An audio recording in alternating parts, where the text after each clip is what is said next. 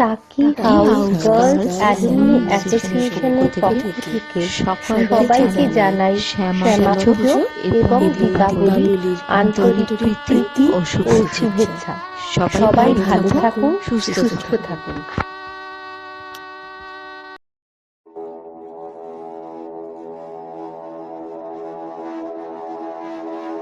असतो मा सद्गमय तमसो मा ज्योतिर्गमय मृत्युर्मा अमृतंगमय।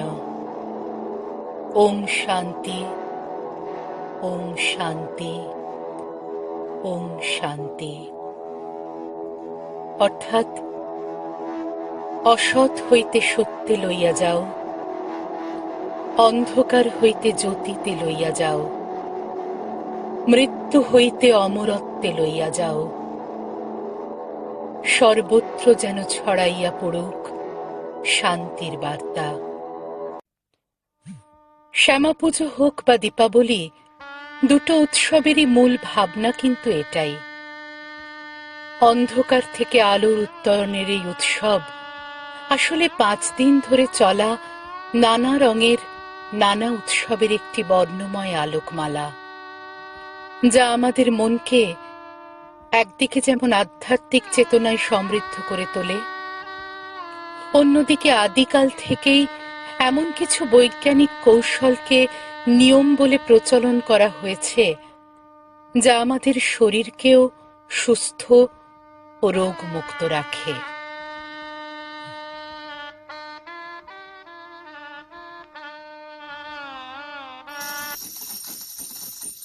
আশ্বিন মাসের কৃষ্ণা ত্রয়োদশীর দিন ধনতেরাস উৎসব দিয়েই এই আলোক উৎসবমালার সূচনা। ধনতেরাস অর্থাৎ ধনের দেবতার আরাধনা। প্রচলিত আছে দুর্বাসা মুনির অভিশাপে স্বর্গ থেকে লক্ষ্মী দেবীকে তাড়িয়ে দিলে তিনি সমুদ্রের অতলে গিয়ে বসবাস শুরু করেন। এর ফলে স্বর্গ থেকে লক্ষ্মীশ্রী হারিয়ে যাওয়ায় স্বর্গ শক্তিহীন হয়ে পড়ে। এতে দানবদের উপদ্রব খুব বেড়ে যায়। ভয় পেয়ে দেবতারা লক্ষ্মী দেবীকে ফিরে পেতে আগ্রহী হয়ে ওঠেন। এই উদ্দেশ্যে দানবদের নানা প্রলোভনে রাজি করিয়ে দেবতারা সমুদ্র মন্থন শুরু করে দেন, আর এর ফলস্বরূপ ধনতেরাসের দিনই লক্ষ্মী দেবীর জল থেকে উঠে এসেছিলেন। বলা হয় এদিন ধাতু কিনলে তার জৌলুসে আকৃষ্ট হয়ে মা লক্ষ্মী নিজে আসেন সে বাড়িতে। তাই এদিন মূল্যবান ধাতু কেনার ধুম পড়ে যায়। সোনার উপর দোকানে দোকানে দেওয়া হয় আকর্ষণীয় ছাড়। যারা দামি ধাতু কিনতে পারেন না, তারাও পিতল বা তামার বাসনপত্রের দোকানে ভিড় করেন। আমাদের শাস্ত্র মতে ধনদেবতা হিসেবে আরো একজন দেবতার নাম পাওয়া যায়, তিনি কুবের। তাই অনেকে লক্ষ্মী দেবীর সাথে কুবেরেরও আরাধনা করেন এই দিন। ধনতেরাসের দিনই অনেক ভারতীয় অর্থ ব্যবসায়ীদের অর্থবর্ষে শুরু হয়। আরেকটি প্রচলিত মত অনুযায়ী সমুদ্র মন্থনের সময় চিকিৎসা শাস্ত্রের আদিপুরুষ অর্থাৎ চিকিৎসককুলের শিক্ষক ধন্বন্তরীও এক হাতে অমৃত কুম্ভ আর এক হাতে আয়ুর্বেদের বই নিয়ে এই দিনই জল থেকে উঠে এসেছিলেন। তাই অনেকে একে ধন্বন্তরী ত্রয়োদশীও বলে। আজও বহু বাড়িতে ঘরদোর পরিষ্কার করে ধনতেরাসের দিন সন্ধ্যাবেলা ধন্বন্তরীর পুজো করা হয়। প্রদীপ দেওয়া হয় তুলসী তলায় বা বাড়ির দোরগোড়ায়, যাতে যমরাজ এই উৎসবের আমেজে হঠাৎ বাধা না দিতে পারেন। বাড়ির প্রধান প্রবেশপথ সেজে ওঠে রং বেরঙের আলো আর নানান রঙের আলপনায়। সারা রাত ধরে জ্বলে প্রদীপ। নানান রকম নৈবেদ্য সাজিয়ে ভজন পূজনের মাধ্যমে চলে দেবতার আরাধনা। ধনতেরাসের পরের দিন অর্থাৎ চতুর্দশীতে পালিত হয় ভূত চতুর্দশী। বলা হয় এদিন মৃত পূর্বপুরুষরা মর্তে নেমে আসেন। তাদের খুশি করতে ও অতৃপ্ত আত্মাদের অভিশাপ থেকে বাঁচতে এদিন নানান আচার আচরণ পালন করা হয়ে থাকে। আমাদের এই উৎসবের সঙ্গে পশ্চিমী দুনিয়ার উৎসব হ্যালোউইনের অনেক মিল খুঁজে পাওয়া যায়।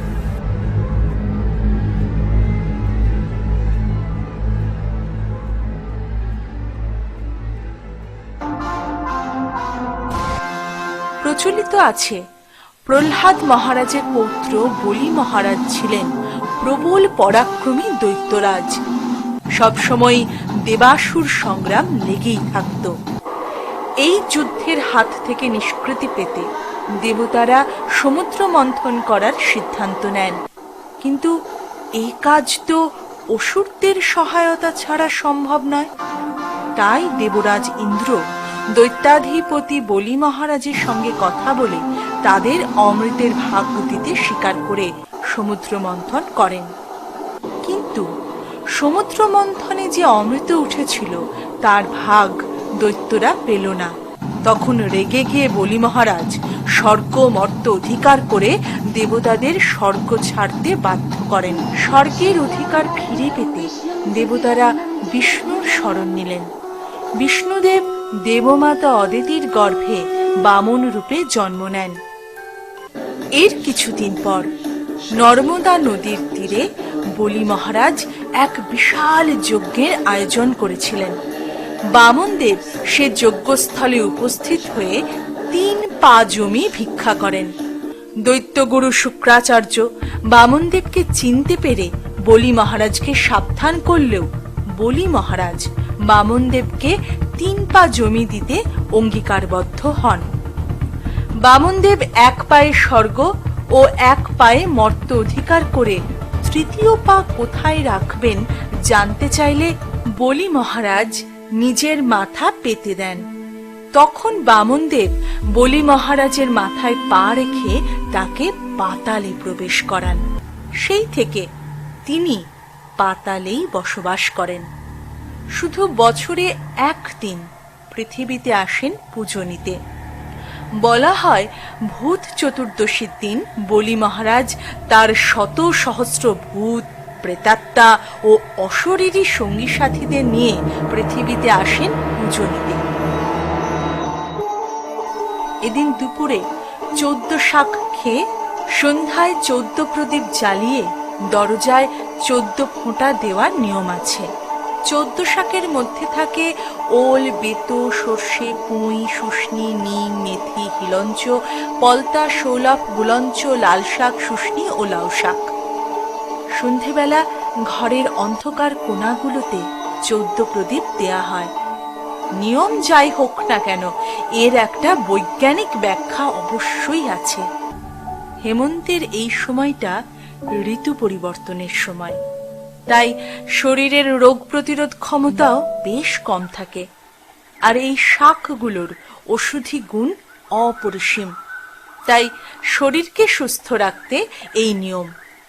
এই সময় পোকার উপদ্রব খুব বেড়ে যায়, তাই প্রদীপ জ্বালিয়ে তার হাত থেকে নিস্তার পাওয়া যায়। অর্থাৎ এই সময় এই নিয়মগুলো আমাদের শরীর এবং ঘর বাড়ি যত্নে রাখার একটি ছোট্ট পদক্ষেপ।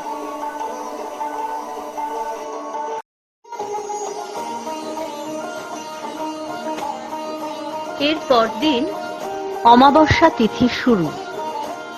এই তিথিতে অনুষ্ঠিত হয় শ্যামা পূজা ও দীপাবলি। ঘরে ঘরে দীপমালার সজ্জায় স্বর্গের দেবতা হয়ে ওঠেন আমাদের ঘরের লোক। শ্যামা মায়ের অন্য নাম আদ্যা শক্তি, কেউ কেউ আবার মা কালী বলেও ডাকেন। সংস্কৃত ভাষার কাল শব্দটি থেকে কালী নামের উৎপত্তি।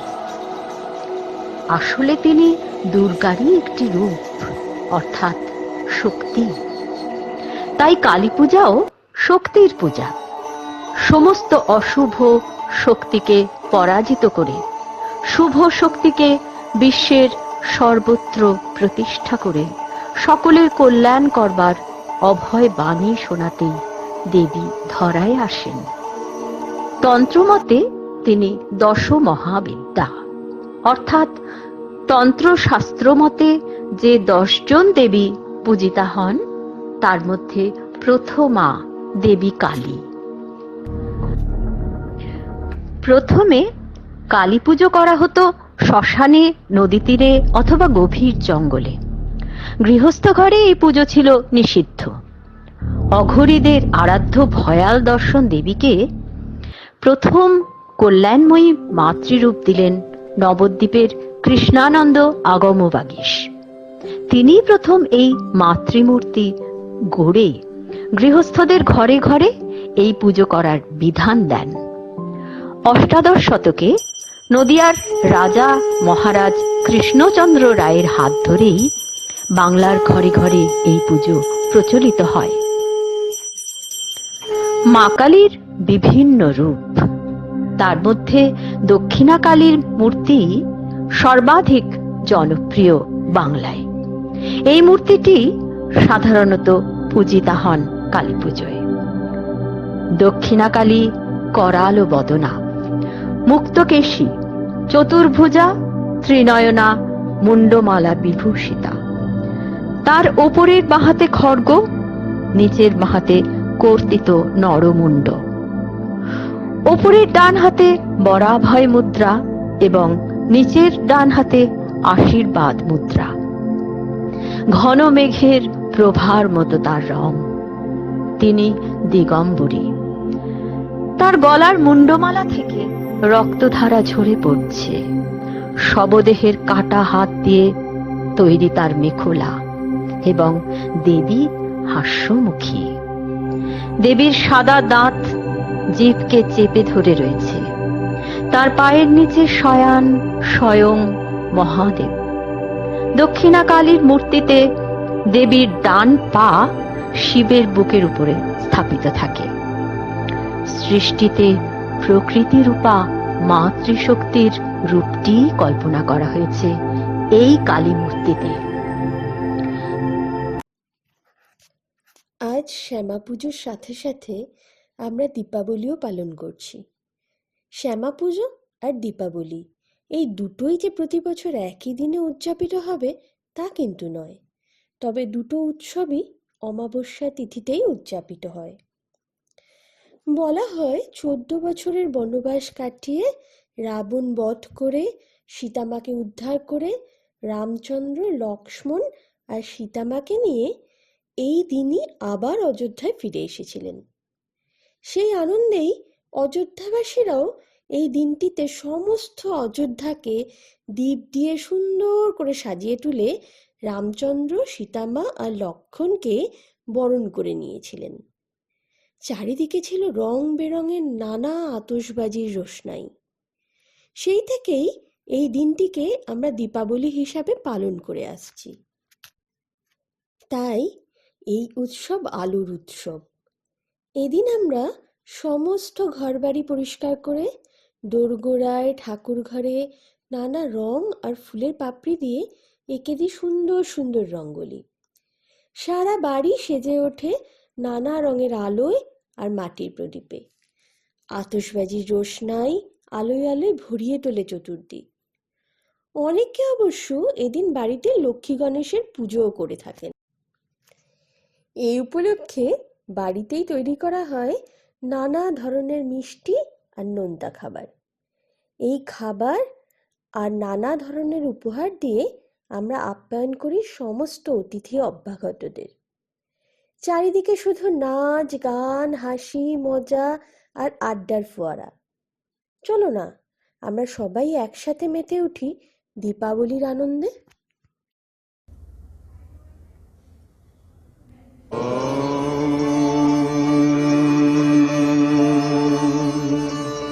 प्रत्यालीढ पदां घोरां मुण्डमाला विभूषितां खर्वां लम्बदरीं भीमां व्याघ्रचर्मावृतां कटौ नवयौवनसम्पन्नां पञ्चमुद्रा विभूषितां चतुर्भुजां लोलजिह्वां महाभीमां वरप्रदां खड्गकर्तृसमायुक्त सखियेतरभुजद्वयां कपालोत्पलसंयुक्त सव्यपाणिदयान्वितां पिङ्गग्रैकजटां ध्यायेन्मौलावक्ष्यभ्यभूषितां बालार्कमण्डलाकारलोचनत्रयभूषितां जलच्चितामध्यगतां घोरदंष्ट्रां करालिनीं सावेश स्मेरवदनां स्त्रियलङ्कारविभूषितां विश्वव्यापकतो यान्तः श्वेतपद्मपरिस्थितां विश्वव्यापकतो यान्तः श्वेतपद्मपरिस्थिताम्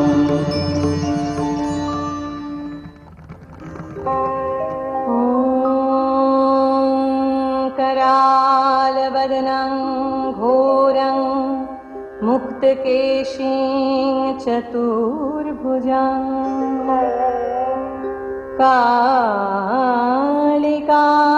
दक्षिणां दिव्यां मुण्डमाला विभूषितां सद्यश्चिन्न शिरः खड्ग वामाधोर्ध्वकराम्बुजम् अभयं वरदं चैव दक्षिणोर्ध्वार्धपाणिकम् महामेघप्रभं श्यामं तथा चैव दिगम्बरीं कण्ठावसक्तमुण्डाली गलदरुधिरचर्चितां कर्णावतंसतानितशवयुग्मा भयानकम्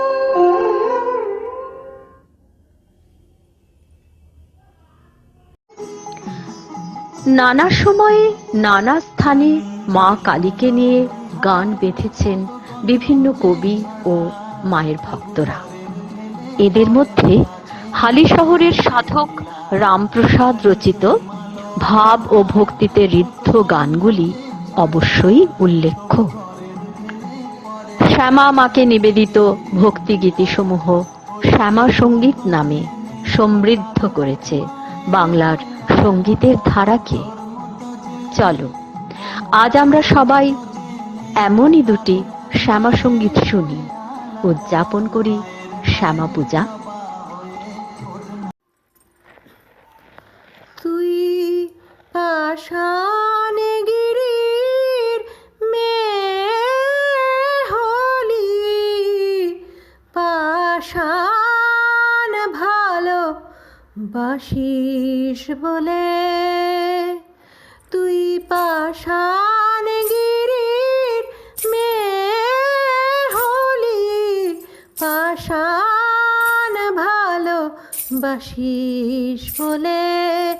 গলবে কি তোর পাষাণ হৃদয়ে, গলবে কি তোর পাষাণ হৃদয়।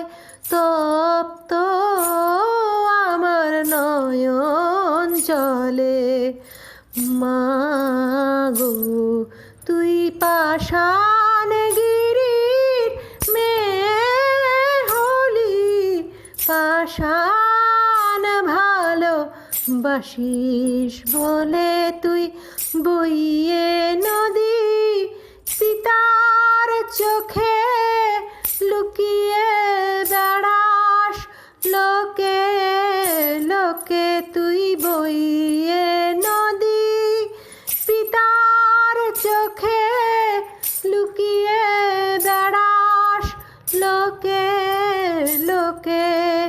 মহেশ্বর পায় না তোকে, পড়ে মা তোর চরণ তলে।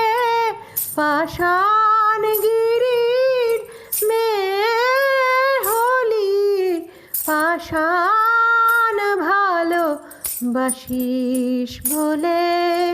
কোটি ভক্ত যোগী ঋষি ঠাঁই পেল না তোর চরণে, তাই ব্যথায় রাঙা তাদের হৃদয়ে।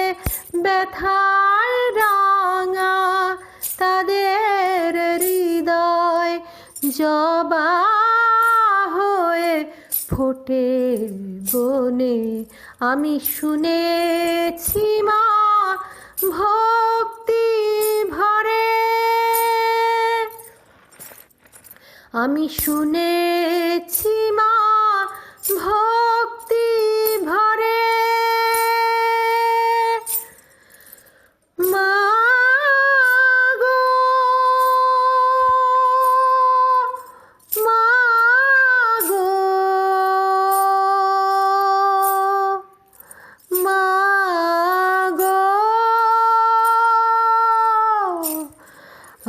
শুনেছি মা ভক্তি ভরে মা বলে যেই ডাকে তোরে তুই অমনি গলে অশ্রুলোরে ঠাঁই দিস তোর অভয় কোলে পাষাণ গিরির মেয়ে হলি পাষাণ ভালো বাসিস বলে গলবে কি তোর পাষাণ হৃদয়ে গলবে কি তোর পাষাণ হৃদয় তপ্ত আমার নয়ন জলে মাগো তুই পাষাণ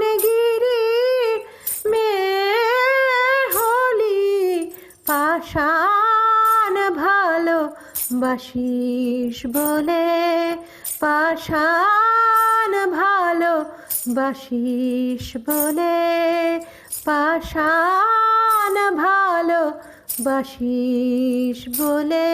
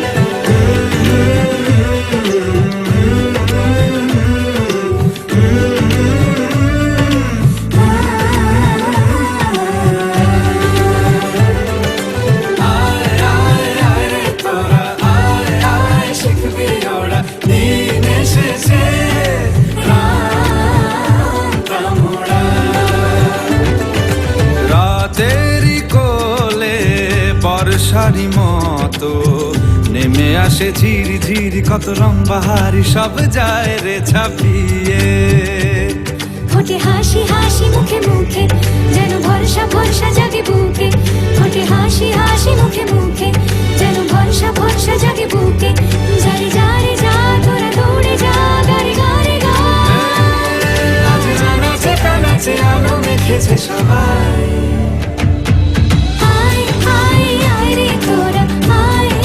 শিখবি ওরা দিন এসেছে রান্তা মোড়া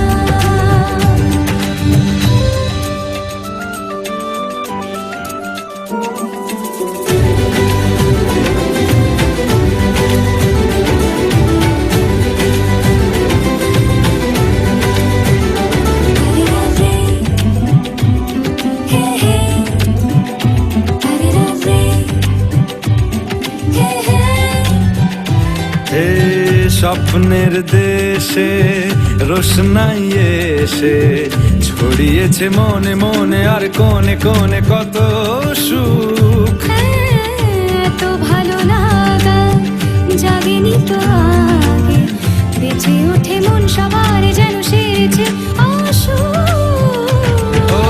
আয় আয় আয় রে তোরা আয় আয় শিখবি ওরা দিন এসেছে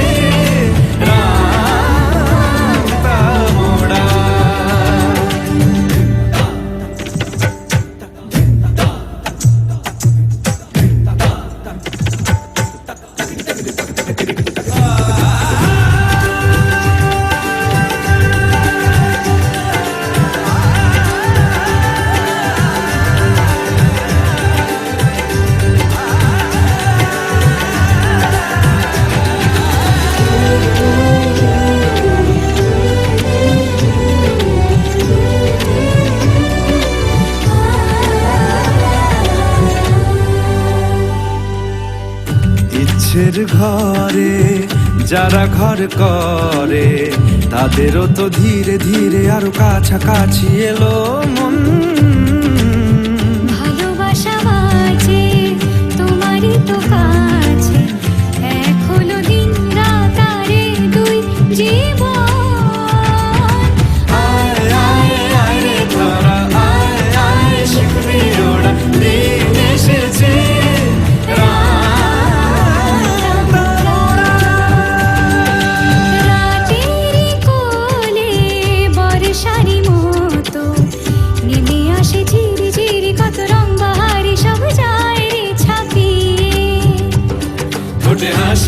মুখে মুখে, যেন ভরসা ভরসা জাগে বুকে, ঠোঁটে হাসি হাসি মুখে মুখে, যেন ভরসা ভরসা জাগে বুকে। যারে যারে যা তোরা দৌড়ে যা, গারে গারে গা, আজে আনাচে কানাচে আলো মেখেছে সবাই। আয় আয় আয় তোরা আয় আয়, শিখবি ওরা নিয়ে এসেছে প্রাণটা মোরা। আয় আয় আয় তোরা আয় আয়, শিখবি ওরা নিয়ে এসেছে প্রাণটা মোরা।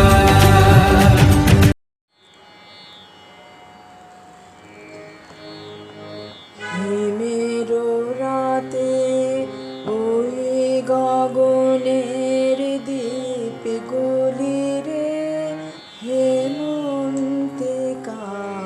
করলো গোপন আঁচলে ঘিরে ঘিরে ঘিরে। হিমেরো রাতে ওই গগনের দীপ গলিরে হেমন্তিকা করলো গোপন আঁচলে ঘিরে ঘিরে ঘিরে। হিমেরো রাতে ওই গগনের দীপ গলিরে ঘরে ঘরে ডাক পাঠালো দীপালিকায়, জ্বালাও আলো জ্বালাও আলো আপন আলো, সাজাও আলোয় ধরিত্রীরে। হিমেরো রাতে ওই গগনের দীপ গলিরে শূন্য এখন ফুলের বাগান, দোয়েল কোকিল গাহে না গান। কাশ ঝরে যায় ঝরে যায় ঝরে যায় নদীর তীরে, যা কবসাদ বিষাদ কালো দীপালিকায়, জ্বালাও আলো জ্বালাও আলো আপন আলো, শোনাও আলোর জয় বাণী রে। হিমেরো রাতে ওই গগনের দীপ গলিরে। এই উৎসবের এত আলো, এত হইচই, হাসি মজা, এসবের মধ্যেও একটা করুণ সুর মাঝে মাঝেই আমাদের হৃদয়কে ভারাক্রান্ত করে তুলছে। করোনার আবহে শেষ কয়েক মাসে আমরা পৃথিবী জুড়ে এমন বহু মানুষকে হারিয়ে ফেললাম, যারা যেতে যেতে পিছন ফিরে তাদের প্রিয়জনের মুখগুলো আর দেখতে পেলেন না। এই হতভাগ্য মানুষগুলোর আত্মার শান্তি কামনায় টাকি হাউস গার্লস অ্যালুমনি অ্যাসোসিয়েশন আজকের সন্ধ্যায় দীপ জ্বালিয়ে আন্তরিক শ্রদ্ধা প্রদর্শন করছে। টাকি হাউস গার্লস অ্যালুমনি অ্যাসোসিয়েশনের পক্ষ থেকে আপনাদের কাছে আজ আমরা আরেকটি অনুরোধ নিয়ে এসেছি। আপনারা সবাই জানেন, করোনায় আক্রান্ত মানুষগুলো মূলত ফুসফুসের সমস্যায় ভোগেন। ফলে অসম্ভব শ্বাসকষ্টের শিকার হয়ে একসময় তারা মৃত্যুর কোলে ঢলে পড়েন। একটু অক্সিজেন, একটু বিশুদ্ধ বাতাস নিজেকে বাঁচিয়ে রাখার জন্য তাদের খুব প্রয়োজন। এমনকি করোনা থেকে সদ্য সেরে ওঠা মানুষগুলোরও সম্পূর্ণ সুস্থ জীবনে ফিরতে প্রয়োজন বেশ অনেকটা সময়। তাই সবার কাছে আমাদের আন্তরিক প্রার্থনা, চলুন এই অসুস্থ মানুষগুলোর সুস্থ হয়ে ওঠার লড়াইয়ে আমরা এদের পাশে থাকি। আমরা হাতে হাত রেখে প্রতিজ্ঞা করি, এবছর উৎসব হোক শুধুই আলোর। আতশবাজিহীন আলোয় মাখাই উৎসব সাক্ষী দিক আমাদের সংযমের, আমাদের মানবিকতার।